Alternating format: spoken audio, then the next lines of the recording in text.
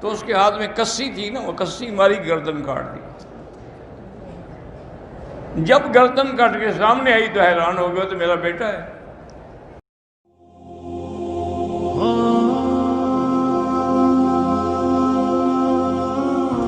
ہم ناروے میں رہتے ہیں، ہمارے ایک عزیز کے بیٹے اور بیٹی نے غیر مسلم سے شادی کی ہے، ان کی اولاد بھی ہے۔ بہرحال وہ شادی نہیں ہے، وہ گناہ ہے بلکہ کفر ہے۔ کافر سے شادی کرنے سے عورت کافر ہو جاتی ہے۔ وہ اسلام میں آئیں، دوبارہ کلمہ پڑھیں، توبہ کریں، استغفار کریں، آپ 2 رکعت پڑھ کے ان کے لیے دعا مانگیں۔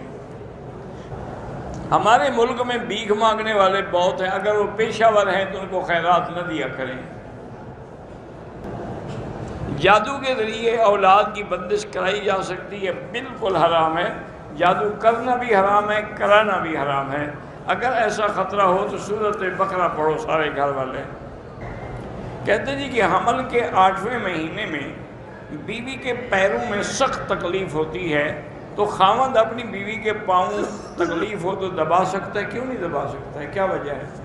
وہ تمہارے پاؤں دبا سکتی ہے، تم کیوں نہیں دبا سکتے ہو؟ اصل میں جتنی آداب شریعت ہیں ان میں بہت بڑی حکمت ہیں۔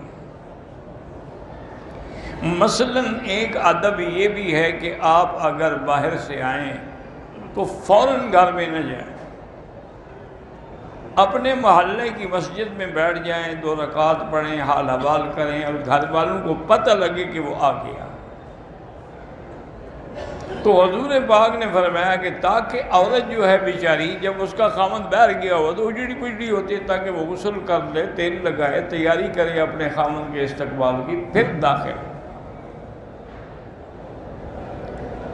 اور اسی طرح جب دروازے پہ آئے تو بغیر اذن کے، بغیر سلام کے، بغیر اجازت کے کبھی داخل نہ ہو۔ حالانکہ یہ بظاہر یعنی بڑے آسان سے آداب ہیں، لیکن حکمتیں ہیں اس میں بڑی۔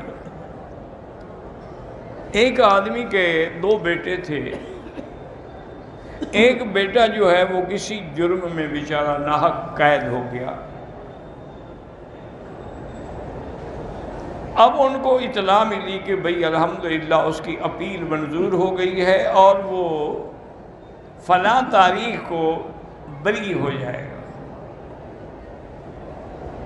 تو بہرحال گھر والوں کو خوشی ہوتی ہے، لیکن اللہ کی شان یہ ہے کہ 1 مہینہ پہلے اس کی حسن کارکردگی کی وجہ سے کہ اس نے جیل میں کوئی شرارت نہیں کی، کوئی دنگا فساد نہیں کیا، تو جیل سپرنٹنڈنٹ کو اختیارات ہوتے ہیں کہ اس کو کچھ مہلت دے چھوڑ دے، تو اس نے اس کی 1 مہینے کی قید معاف کر دی۔ تو اب 1 مہینے کی قید معاف ہو گئی، تو اس نے کہا ٹھیک ہے، بتانے کی کیا ضرورت ہے، میں گھر جا رہا ہوں اور ویسے بھی اچانک جاؤں گا تو خوشی ہوگی۔ تو وہ رات کو اپنے گھر میں پہنچا تو اس کی بیوی جو ہے وہ صحن میں چارپائی پہ لیٹی ہوئی تھی، اس نے آ کے اس کو اٹھایا، وہ بھی خوش ہو گئی، چلو میرا خاوند آ گیا ہے۔ اور انہوں نے وہی، چونکہ اتنے عرصے سے قید میں تھا، اس کو عورت کی تڑپ تھی بیوی کی، تو وہی چارپائی پہ لیٹ کے میاں بیوی نے جامعت شروع کی۔ اس کے باپ اور بھائی جو تھے وہ پانی لگانے کے لیے فصل میں گئے ہوئے تھے، وہ واپس آئے۔ انہوں نے دیکھا کہ ایک آدمی جو ہے وہ میری بہو کے ساتھ لیٹا ہوا ہے۔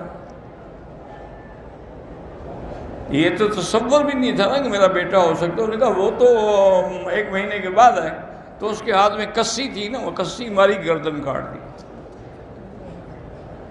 جب گردن کٹ کے سامنے آئی تو حیران ہو گیا، تو میرا بیٹا ہے۔ اب رونے سے کیا ہو سکتا تھا؟ تو اس لیے اگر آدمی آداب شریعت پہ عمل کرے اور جلد بازی سے کام نہ لے تو اس میں بے انتہا فائدہ بھی ہوتا ہے۔ اس لیے اب دیکھیں نا کہ بندہ خود تصور کریں کہ اگر کسی کے دروازے پہ اللہ کا نبی کھڑا ہو، سرکار دو عالم کھڑے ہوں، تو ہو سکتا ہے کہ حضور کے لیے دروازہ نہ کھولے، لیکن پھر بھی آپ کھڑے ہو جاتے، سلام کرتے، اور 3 دفعہ میں اگر جواب نہیں آیا تو واپس چل پڑتے۔ اور اسی طرح ایک ادب یہ بھی ہے کہ آپ کسی کے گھر گئے، دروازے پہ آواز دی، اور اندر سے بیوی نے کہا کہ بھائی تمہارا بھائی یہاں نہیں ہے، تم جاؤ پھر واپس آنا، فَإِنْ قِيلَ لَكُمْ ارْجِعُوا فَارْجِعُوا، اگر کہیں کہ لوٹ جاؤ تو لوٹ جاؤ۔ حضرت ابن عباس رضی اللہ تعالیٰ عنہ ہمیشہ افسوس فرماتے تھے، کہتے بھی اس آیت پر ہمارا عمل نہیں ہو سکا، اس لیے کہ ہمیں تو کوئی نہیں کہتا کہ واپس جاؤ، کوئی کہے واپس جاؤ تو ہم واپس جائیں نا، تو لہذا یہ آیت تو ہمارے عمل سے رہ گئی۔